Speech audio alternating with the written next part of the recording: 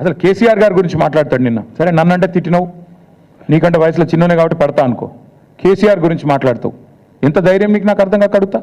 ఏం తప్పు చేసిండు కేసీఆర్ గారు? అవుట్ రైట్గా అదానీ ఆఫర్ను రిజెక్ట్ చేయడమే కేసీఆర్ చేసిన తప్ప. KCR rejects Adanis offer. This is KCR. Red signal ఇచ్చిండు కేసీఆర్. దేశం మొత్తం ఇంకా అదాని గురించి తెలియకముందే మేల్కొన్న ముఖ్యమంత్రి కేసీఆర్. ఒక ఇక్కడనే కాదు, కేసీఆర్ గారు ఓపెన్గా యశ్వంత్ సిన్హా గారు రాష్ట్రపతి ఎన్నికల్లో పోటీ పడ్డప్పుడు ఓపెన్గా అడిగిండు, ఎవరి కోసం 10% బొగ్గు దిగుమతి అనే పాలసీ ఎవరి కోసం?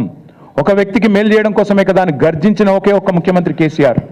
నీలాగా కొడంగల్లో సిమెంట్ ప్లాంట్ కోసమో లేదా మీ మంత్రుల ఈడీ కేసులో రాజీ కోసమో చీకట్లో కాళ్ళు పట్టుకునే రకం కాదు కేసీఆర్ గారు.